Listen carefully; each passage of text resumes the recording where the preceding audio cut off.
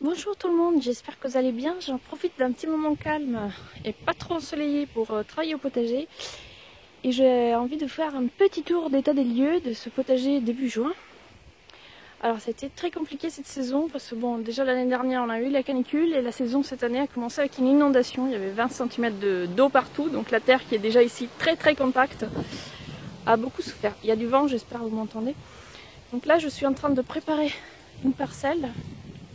Et la terre ici a été bâchée en fin d'hiver et déjà c'est un petit peu plus facile à travailler. Mais alors des parcelles comme celle-ci, malgré les paillages organiques etc, c'est vraiment, voilà, vous voyez ici, ça c'est le résultat de l'inondation de la terre. Elle est aussi dure que les cailloux, c'est vraiment très compliqué, très fatigant à travailler. Alors j'ai essayé de faire, alors, je vous tourne, voilà. Je vous expliquerai les bâches après. J'ai essayé de faire des plantations sans travail du tout du sol. Les résultats sont vraiment pas probants. En tout cas pas dans cette terre, dans cette situation par exemple. Ces petits plants de tomates, j'ai juste fait un trou pour mettre le plant de tomate et ils ne se sont pas du tout développés. Alors que si je vais un petit peu plus loin, bon ceux-ci ils ont été plantés plus tard, hein, mais voilà, ici j'ai bien travaillé le sol. Et avant de planter les tomates, enfin plutôt ceci. Et on voit bien que les plants sont quand même pas du tout dans le même état entre ceux où on a travaillé. Voilà, ceux-là ont été plantés à peu près en même temps que ceux que je vous ai montrés tout à l'heure. Et ils sont quand même beaucoup plus beaux et en bonne santé. Donc voilà, je me tâtais un petit peu cette saison, travail ou pas du sol. Donc je vais rester sur le travail du sol encore, je pense, quelques saisons, le temps que les paillages, etc., les amendements commencent à faire leur effet. Alors là, vous voyez, je vous parle de paillage, la terre est complètement lisse. Je n'ai pas eu l'occasion encore de récupérer du paillage avec tous les problèmes de confinement. Donc voilà, on va essayer de trouver une solution assez rapidement.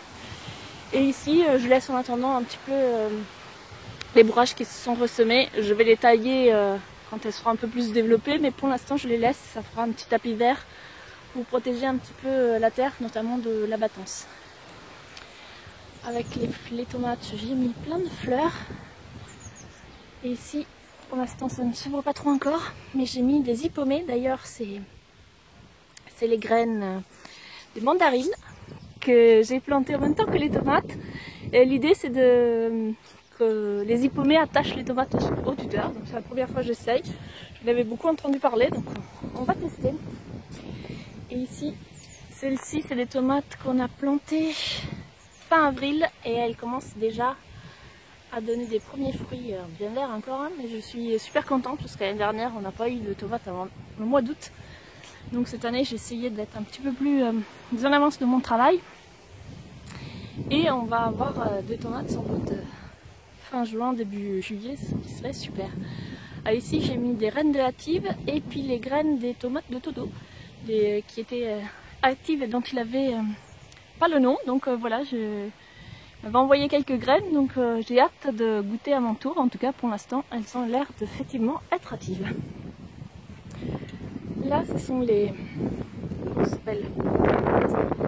céleris, voilà, les céleris de l'année dernière que j'ai laissé monter en fleurs et je pense que c'est une bonne idée. C'est, je sais pas si on voit bien, mais alors c'est rempli de petits insectes en train de, je sais pas d'ailleurs qu'est-ce que c'est, je sais pas si vous y connaissez, vous pouvez me dire.